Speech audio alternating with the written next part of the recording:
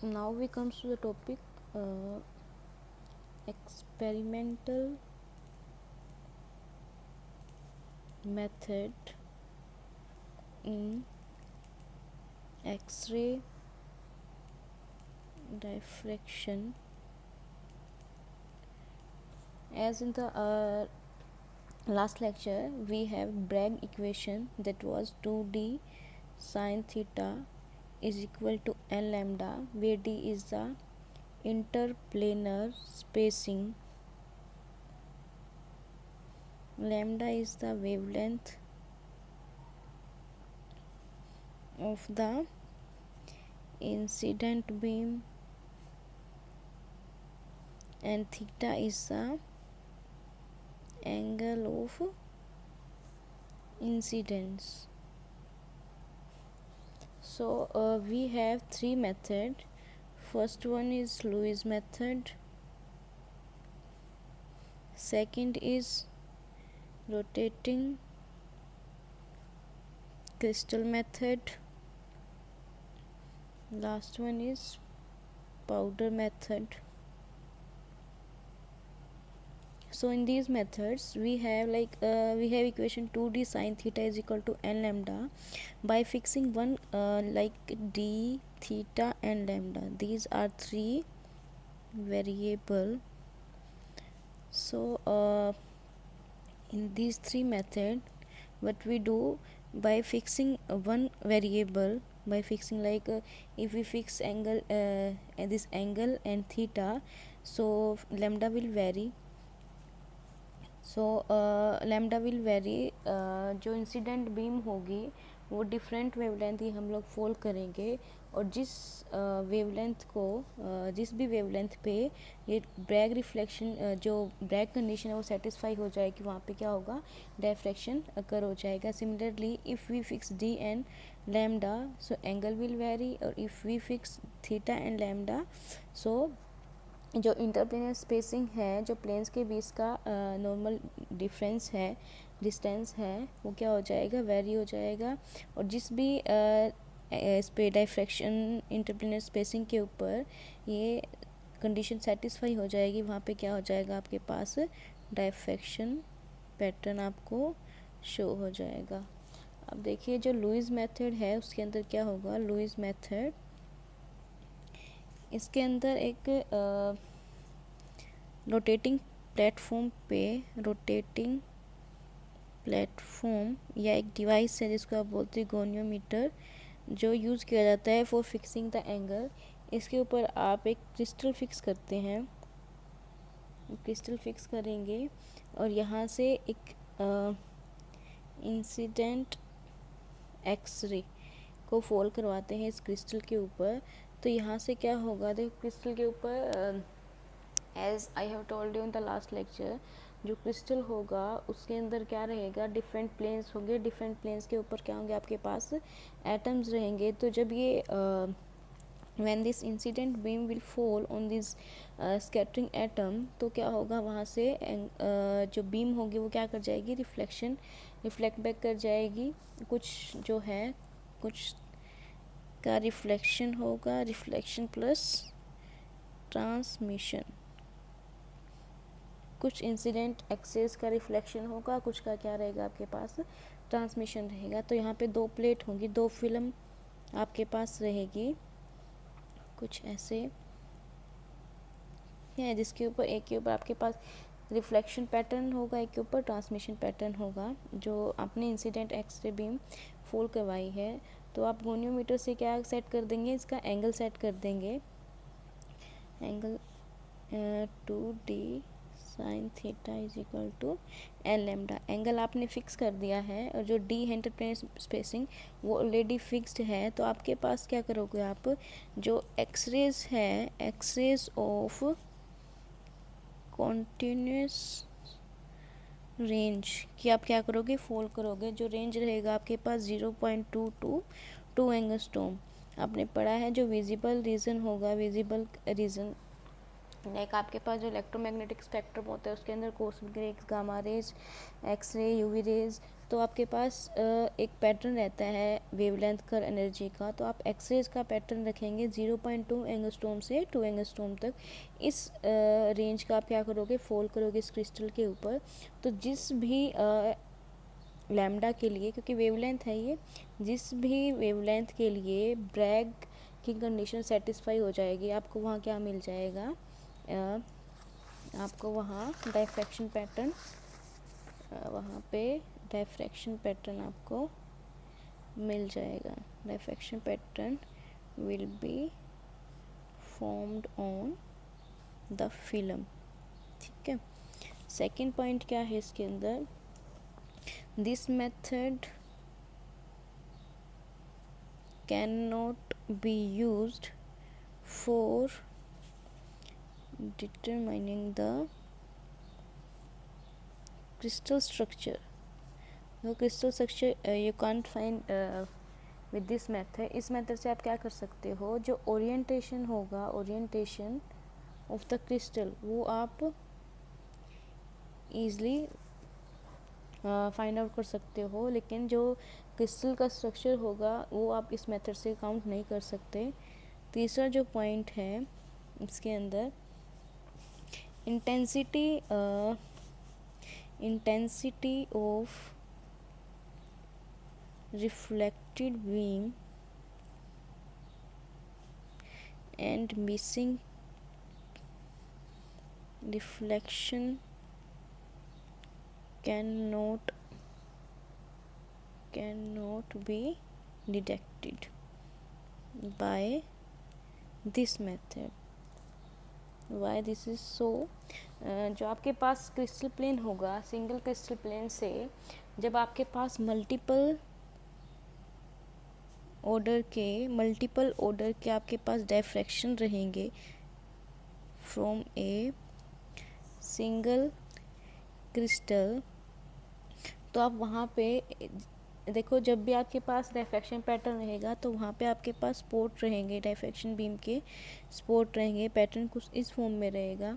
तो जो multiple order होगा from a single crystal, multiple order of diffraction from a single crystal, तो आपको नहीं पता होगा कि वहाँ पे कितनी बीम यहाँ पे आपके पास रिफ्लेक्शन की आई है, जिसने डायफ्रैक्शन पैटर्न यहाँ पे फॉर्म किया है। तो intensity of this X-rays diffracted X-ray beam cannot be calculated like you have done in nuclear physics, जहाँ पे आपने मास स्पेक्ट्रोग्राफ किया है। वहाँ पे आप अगर एक सिंगल वहाँ पे अगर एक फोटोग्राफिक फिल्म के ऊपर आपके पास जो पैटर्न रहेगा, आप बताते हो कि जो आपके पास वहाँ से बीम आएगी आफ्टर रिफ्लेक्शन वेलोसिटी सिलेक्टर के बाद, अगर आपको याद है वेलोसिटी सिलेक्टर के बाद जब आप मैग्नेटिक फील्ड फिर से लगाते हो तो मैग्नेटिक फील्ड के बाद वो कर्व को फॉलो करेगा, जहाँ पे mv square divide by r is equal to QVB, इस फार्मूले को जो फॉलो करेगा उसके बाद एक यहाँ पे रेडियस को फॉलो करेगा और फोटोग्राफी फिल्म के ऊपर आपके पास पैटर्न आ जाएगा। तो बहुत सारे यहाँ पे आयंस होंगे जो क्या करेंगे, आपके पास एक ही पॉइंट पे क्या होते रहेंगे, बार बार वहाँ पे उसी पॉइंट के ऊपर फोकस होते रहेंगे। तो आपको वहाँ पता नहीं चलेगा कि कौन सा, यहाँ पे आप बोलोगे कि वो आइसोटोप भी हो सकते हैं, बहुत सारे आइसोटोप भी हो सकते हैं बहुत सारे। आई मीन टू से कि यहाँ पे इंटेंसिटी आपको पता नहीं चलेगी सिंगल एक्सरे बीम की, जो आपने सिंगल एक्सरे बीम जो आपने फोल्ड करवाई है ऑन द क्रिस्टल। सिमिलरली जो मिसिंग प्लेन होगा, मिसिंग जो रिफ्लेक्शन होगा कैन नॉट बी डिटेक्टेड, क्योंकि यहाँ पे जो ऑर्डर होंगे रिफ्लेक्शन के, many order of reflection are found to overlap over a single spot. तो आपको पता ही नहीं चलेगा कि कहाँ कौन से पॉइंट से आपके पास रिफ्लेक्शन नहीं हुआ है, क्योंकि बार बार हर एक many orders of reflections are found to overlap on a single spot। तो आपको यहाँ से ये नहीं पता लगेगा कि कौन से प्लेन से या कौन से स्कैटरिंग जो एटम होगा प्लेन के अंदर, कौन से प्लेन से आपके पास यहाँ पे रिफ्लेक्शन नहीं हुआ है या डायफ्रैक्शन नहीं हुआ है। तो जो मिसिंग आपके पास डायफ्रैक्शन है वो आपको पता नहीं चलेगा, क्योंकि अगर एक ही स्पॉट के ऊपर हर जगह से आपके पास क्या आ रहे हैं, डायफ्रैक्शन पैटर्न आ रहा है, तो आपको पता नहीं चलेगा कि कहाँ से मिसिंग है। तो ये इसका डिसएडवांटेज है। और सेकंड डिसएडवांटेज क्या है इसकी, कि इस मेथड से आप स्ट्रक्चर फाइंड आउट नहीं कर सकते। जो दूसरा मेथड है आपके पास rotating crystal method. Rotating crystal method के अंदर क्या है आपके पास,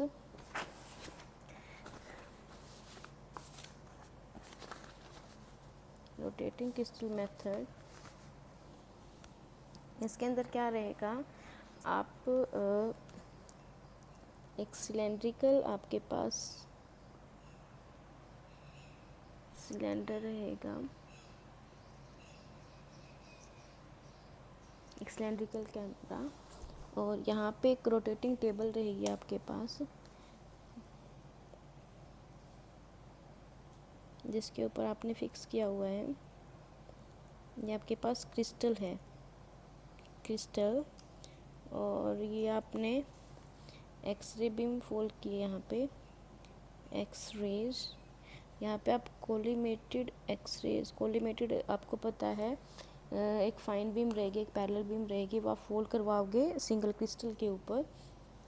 और ये जो आपके पास ये जो सिलेंड्रिकल फिल्म है, सिलेंड्रिकल कैमरा, जो क्रिस्टल रखा होगा वो क्रिस्टल कहाँ होगा, इसके सेंटर में होगा, सिलेंडर के सेंटर में होगा। और यहाँ पे आपके पास ये जो मैं आपको साइड्स दिखा रही हूँ, यहाँ पे आपके पास क्या रहेगा, पैटर्न फॉर्म होगा, ठीक है।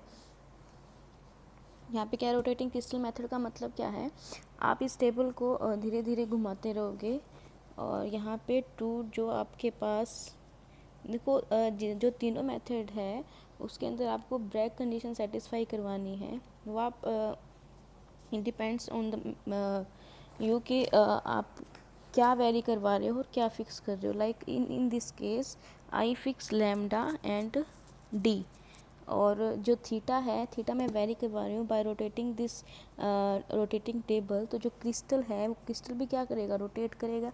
जो क्रिस्टल के ऊपर प्लेन है वो प्लेन भी क्या करेंगे, रोटेट करेंगे। तो इस जो इंसिडेंट बीम है, इंसिडेंट बीम के लिए ये प्लेन जब मूव करेगा, रोटेट करेगा, तो किसी ना किसी एंगल पे ये ऐसे सेट हो जाएगा कि ये कंडीशन क्या हो जाएगी, सेटिस्फाई हो जाएगी, और आपके पास क्या आ जाएगा, डायफ्रैक्शन पैटर्न आपके पास आ जाएगा। और दूसरा क्या है, this method is used for structure orientation. Third point क्या है इसके अंदर, अगर आप जब इसको रोटेट कर रहे हो तो हो सकता है कोई एक ऐसा प्लेन होगा जब आप इसको रोटेट करोगे कि वो हर टाइम वो प्लेन आपके पास इंसिडेंट बीम के लिए अवेलेबल रहेगा। तो उस केस में आपके पास कोई भी डायफ्रैक्शन पैटर्न अकर नहीं होगा। एक तो उस कंडीशन में डायफ्रैक्शन पैटर्न अकर नहीं होगा अगर if a single plane is always available on rotating this shaft और रोटेटिंग टेबल, जो ऑलवेज अवेलेबल रहेगा इस एक्सरे बीम के लिए, तो वहाँ पे भी आपके पास डायफ्रैक्शन पैटर्न करनी होगा।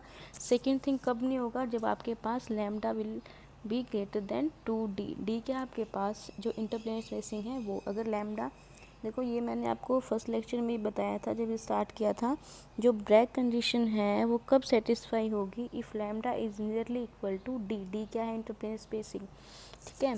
तो लैम्डा अगर will be if lambda is greater than 2D तो आपके पास डायफ्रैक्शन पैटर्न अकर नहीं होगा। फोर्थ पॉइंट क्या है, देखो ये मेथड, अगर जो क्रिस्टल है वो आपके पास 4 फोल्ड कोई भी सिमेट्री अगर रख रहा है, वो 4 फोल्ड रोटेशन सिमेट्री रख रहा है, 4 फोल्ड एक्सिस सिमेट्री अगर वो रख रहा है, तो आपके पास जो डाइफ्रैक्शन पैटर्न अकर होगा तो वहाँ पे भी आपके पास जो जो आपके पास पैटर्न होगा, वहाँ पे भी आपके पास 4 टाइम सिमिट्री रहेगी, जो आपके पास पैटर्न फॉर्म होगा 4 फोल्ड सिमिट्री। जो 5th पॉइंट है वो क्या आपके पास 5th पॉइंट है, अगर जो रोटेशनल एक्सिस अगर वो पैरेलल है टू द इंसिडेंट बीम, तो जो डाइफ्रैक्शन पैटर्न होगा, डाइफ्रैक्शन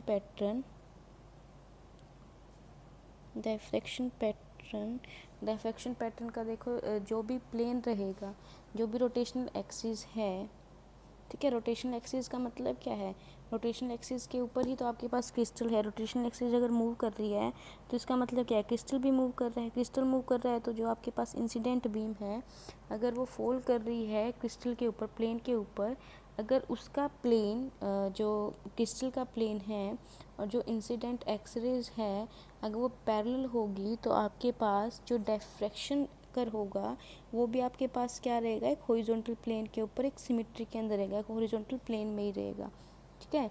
अगर जो प्लेन होगा डाइफ्रैक्शन प्लेन नहीं, जो भी प्लेन होगा क्रिस्टल का, अगर वो बिलो होगा या फिर अगर वो पैरेलल नहीं होगा, देखो मेरा कहने क्या मतलब है, जो भी प्लेन पैरेलल होगा टू द रोटेशनल एक्सिस और टू द इंसिडेंट बीम, तो वहाँ से आफ्टर डाइफ्रैक्शन जो भी पैटर्न फॉर्म होगा वो भी क्या रहेगा, एक हॉरिजॉन्टल प्लेन में रहेगा। अगर ये पैरेलल नहीं होगा तो जो पैटर्न फॉर्म होगा वो अबोव और बिलो दिस हॉरिजॉन्टल प्लेन रहेगा,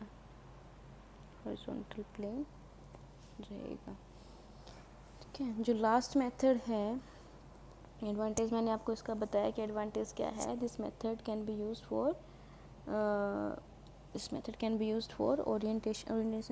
स्ट्रक्चर, क्रिस्टल स्ट्रक्चर डिटर्मिनेशन के लिए,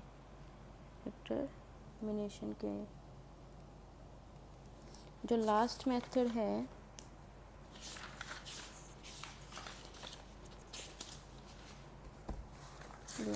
रहेगा आपके पास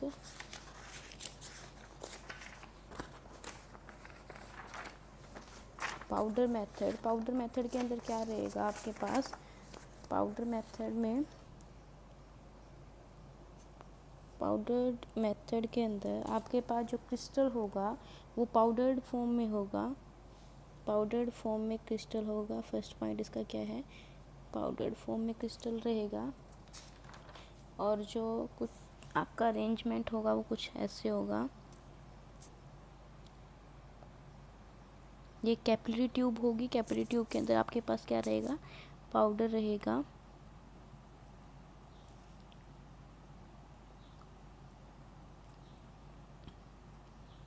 ये आपने एक्सरे फोल्ड करवाई है यहाँ पे,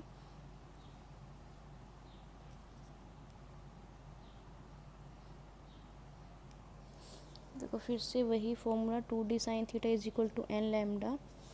तो जो आपके पास एक्सरे फोल्ड करेगी, अगर वहाँ पे ब्रैग एंगल थीटा है, ठीक है, तो जो डाइफ्रैक्शन पैटर्न होगा वो एक कोन को फॉर्म करेगा। जो डाइफ्रैक्शन पैटर्न है वो फॉर्म करेगा एक कोन को, और जो कोन होगा उसका सेमी वर्टिकल एंगल क्या रहेगा, सेमी वर्टिकल एंगल 2 थीटा। और जो कैपिलरी ट्यूब है वो कहाँ पे प्लेस की जाएगी, capillary tube will be place in the centre of this, जो सिलेंडर बना है आपके पास, और जो आपने कैमरे फिक्स किए हैं फोटोग्राफी फिल्म के जो कैमरे हैं इनसाइड दिस सिलेंडर, तो उसके सेंटर में आपके पास जो स्पेसिमेन होगा वहाँ पे आप प्लेस करोगे कैपिलरी ट्यूब के अंदर पाउडर्ड फॉर्म को, पाउडर्ड क्रिस्टल को, सॉरी। तो आपके पास जो एक्सरे फोल्ड करवाओगे तो वहाँ पे कोन फॉर्म हो जाएगा, कोन के ऊपर एक पैटर्न फॉर्म होगा, और जो कोन का एंगल रहेगा वो क्या हो जाएगा, वर्टिकल एंगल 2 थीटा।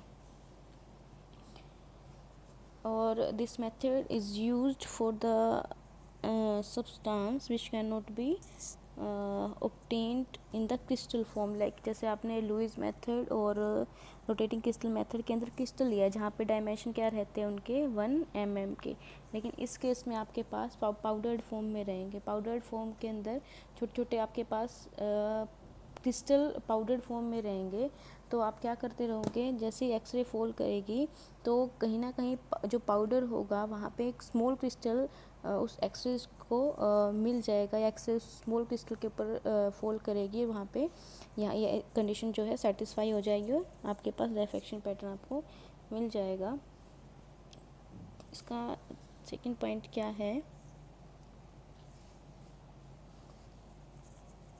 जो ये कोन होगा, दिस कोन विल, जैसे आपके पास ये एक्सरेज आ रही है तो एक्सरेज का जो सेंटर है, ये सेंटर रहेगा, एक्सरे यहाँ से फॉल करेगी, जो डायफ्रैक्शन पैटर्न होगा इस कोन का, जो कोई कोन है इस कोन के अंदर यहाँ पे जो डायफ्रैक्शन पैटर्न अकर होगा वो इस एक कॉन्सेंट्रिक रिंग बनाएगा, concentric rings of diffraction pattern around the incident beam.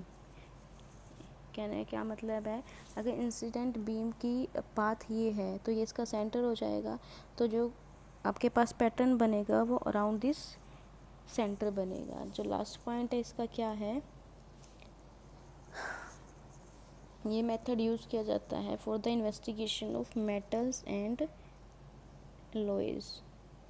और जो पैटर्न फॉर्म होगा इसके अंदर, जो पाउडर फॉर्म है इसके अंदर जो पैटर्न फॉर्म होगा वो कुछ ऐसा होगा, जैसे जैसे एंगल वेरी करता रहेगा,